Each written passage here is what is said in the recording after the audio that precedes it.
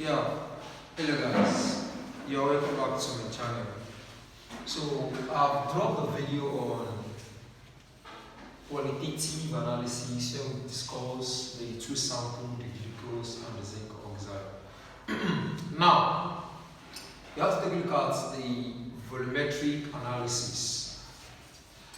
So the indicator which I'll be using for this titration is meteorite.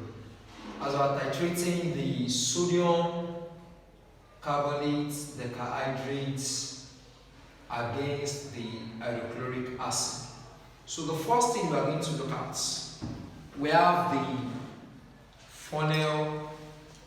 Can bring the camera close. We have the funnel which we can use to fill in the acid. Don't forget, your acid will be in this burette, and we have our pipettes rings already. So we're going to take the pipette to be, as you can see, we have the 25 cm cube, and we also have that of the 20 cm cube. As you can see, this measuring cylinder, we can also use this in place of these pipettes. And maybe you are scared as a student to suck this. We can easily make use of this to measure your base. So, being stated that we have the AN, which is the acid, we also have the BN, which is the base. So I will take little quantity of this, then I will pipette this into this conical flask. So now, I'm using this particular paper in place of the white tiles. So I will take my base to this place. So I have, please be careful.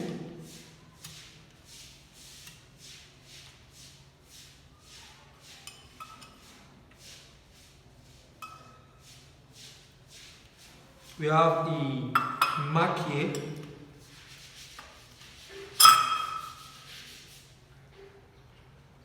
Wow, so I've gotten it to it now. So gently place it to one particular. So you can see.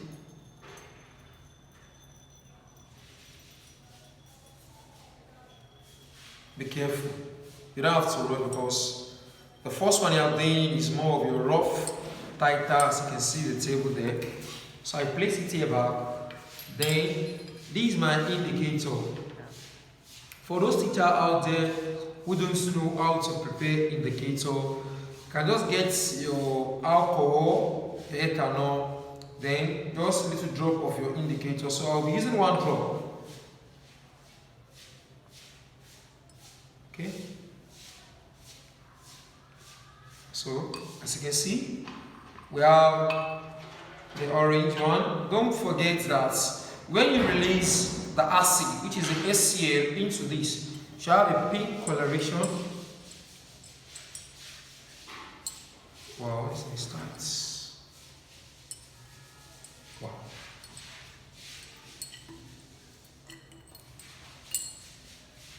Sorry.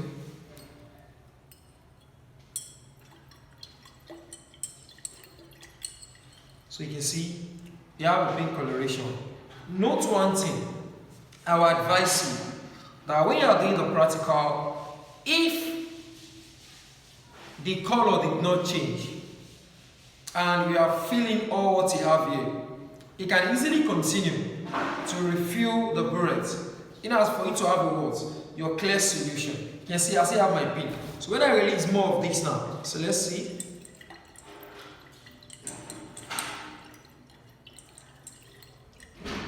Don't forget, this is a rough tighter.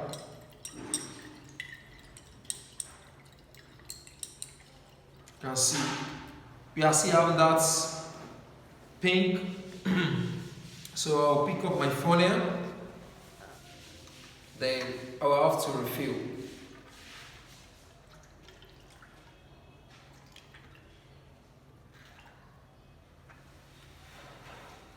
Okay.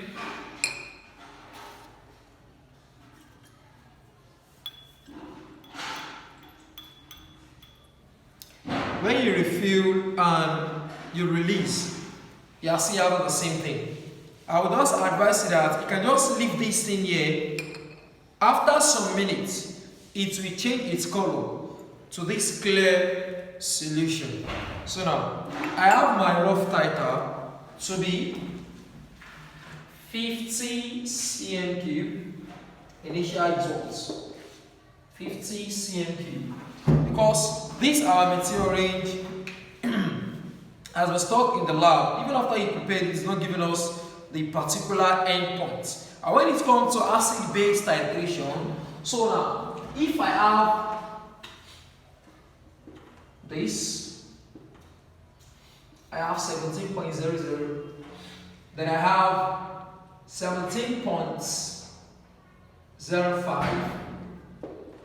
I also have what 17.05. So now, please when taking your reading, you have to look at the marking. As I've told you earlier, that when you leave this particular thing, after a while, it's going to change to a clear solution. So to those teachers out there, if you are finding it difficult to have this kind of clear solution, during your titration, then you have to check the BN, which is the base, as well as either your material that was stuck in the lab for a while. So now, let's go back to the calculation. So I have volume of acid used. We have the first titer plus the second titer divided by 8. Are you with me now? So my first titer is 17.00 plus 17.05 divided by 2. I have my calculator, so I have 17.00 plus 17.05. So I have 84.05 divided by 2. You see? We have 17.03 cm cube. So we can easily make use of this, or you approximate, but I will advise you. When it comes to volumetric analysis, as a teacher or as a student, all the students can have the same average titer value. So now, the first thing we have been asked to calculate for, we have calculate the concentration of B in mole per dm cube. So I have Ca for number 1, I have Ca VA over CB, VB is equal to NA over NB. So let's go back to this, our equation here. This is the base. The number of mole here is 1. This is the acid. The number of mole here is what? 2. So I can easily say that the number of mole of acid Na, my Na is equal to 2, my Nb is equal to 1. Then the concentration of acid used, let's say solution A contains 0.1. So my Ca is equal to 0.1. So let's go back to this. My Va, average volume of acid used, Va, this is Va here. So we have 17.03 cm cube. Our Cb is a concentration of B in mole per dm cube. We don't know it. The volume of the base used for the pipette is either we make use of, when you look at my pipette here, I have 25. As I've told you earlier, is either you use 25 or you make use of 20. So I've used 25, so the volume of the B is 25 cm cube. So now, we have to make our Cb the subject of formula. To make it short, when you cross multiply, you have your Ca, Va, Nb is equal to Cb, Vb, Na. Because we have to make this Cb the subject of formula, as we are looking for the concentration of B in mole per dm cube, then we divide both sides by the coefficient of Cb, which is Vb and A. Vb and A. This cancel this. So my Cb is equal to Ca, Va, and B is equal to Vb and A. So now I can easily say that I have my Cb. What is our Ca? 0.1 multiplied by our Va is 17.03 times our Nb, which is the number of mole of the base, we have 1. All divided by our Vb is 25 multiplied by number of mole of the acid, which is 2. So I can easily say that I have, where's my calculator? So 0.1 multiplied by 17.03 plus, multiplied by 1. I have Cb 1.0 divided by 50.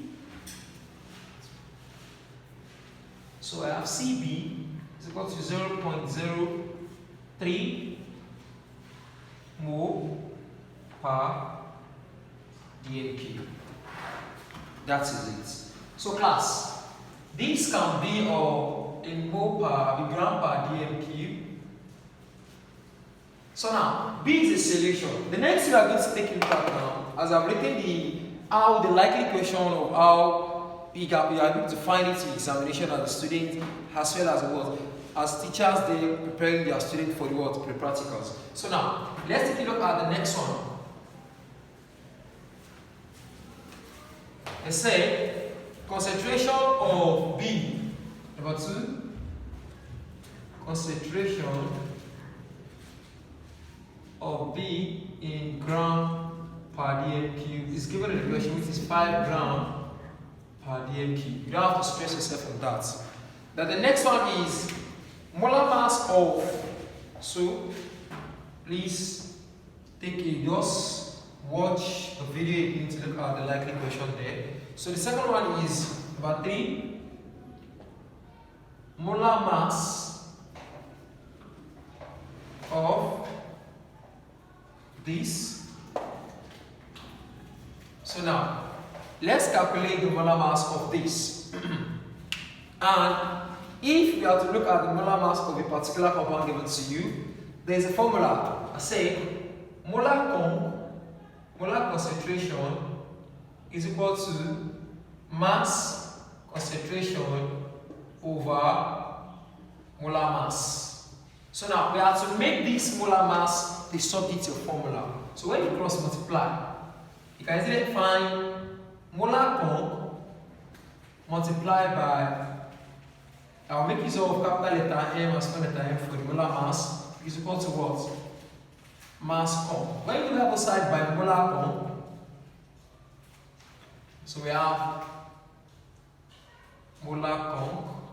This cancel this. So the mass concentration is 5 gram per dm cube. Then the molar concentration, it is this, which is what? Mole per dm cube. So I have 0.03 mole per dm cube. So with that, I can easily say what? I have, so you divide, the unit of molar mass is gram per mole. So when we cancel this, we are left with what? Gram and mole. So 5 divided by 0.03. Wow. So I have the molar mass to be 166.67 for the molar mass. So now we are asked to look for the value of X. Number 4, the value of X. So if I look for the value of X, number 5 is percentage water of crystallization. So for the value of X, what is the, so we have this CO3 is equal to the molar mass, which is this.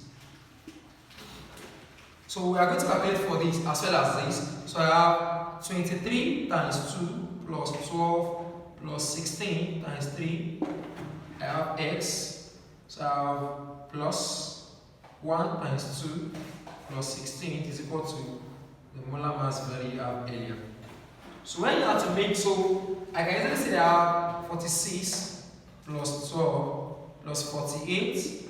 I have x plus 18 is equal to, okay. So it's that. When you add up everything here, you have 46 plus 12 plus 48. You have 106. 18x is equal to 16667. So when you take this one, you're going to have what? 18x is equal to 166.67 minus 106 minus 1. So I have 18x is equal to 60.67. So when you divide both sides by 18, so you have x is equal to, so I have 4. So now, we are going to test, so our x here is 4. So if we are to look at the percentage by mass, don't forget, the first thing I'm going to do is write out this back. So x here is 4, or x is equal to 10. So with what you have now, calculate the molar mass of what you have here. So that will give us what class? When you put your 4 here, that will be Na2CO3 4H2O, or Na2CO3 isn't 10, the carbohydrate H2O. So I can say that 23 times 2 plus 12 plus 16 times 3. So this one will affect this. So we have, so this one is what? 2. 4 times 3 is what? 8. Okay, let's say we have 4 on the bracket, 1 times 2 plus 4 times 16. Please, I want to check for the value of my own x here. As a teacher, you might have 5, 6, 7, 8, 9 to 10 or more than. So it's that, like I said, I have 46 plus 12 plus, so we have 48. We have 8 here plus 64. So let's see, 46 plus 12 plus 48 plus 8 plus 64. So 46 plus 48 plus, okay. So I have 178. 178 as a total for what you have here. I have 178. So if you have to look at the percentage, so the value of this one here, x here, what we say you have SH2O over Na2CO3 XH2O. Don't forget our make use of x. So the value for this will be, or what you have, which is 8 plus 64, 72, divided by the total, which is what? 178 times 100 over 1. So I can say 72 divided by 178 times 100. So here I have 40% for percentage water of crystallization. So let's check for decahydrates. If you have to make use of 10. So the same thing here, that will be 46 plus 12 plus 48. So this one will now be 20 plus 16 times 10. So I have 160. So let's add up everything together. So that will be 160 plus 20 plus 46 plus 12 plus 48. The total for this is 286. The same way we solve it here, percentage water of crystallization. So that will be, we have, for here is 10, that will be 20. 160 plus 20, so I have 180 divided by 286 times 100. So let's see, 180 plus, divided by 286 times 100, but I have 62.9, so approximately 63%. So don't forget what I tell you guys, that for this titration, due to the fact, you can see now it's changing its color to what, a clear solution. Back to this now. So I tell you guys that your X, as a teacher or a student there, you can make use of 5. You might have 5, 6, 7, 8, 9, or 10. So that is what I'm testing for my value I have for my X, which is this 4, as well as 10, which is the carbohydrate given to us. So guys, don't forget to subscribe, like, share among yourself.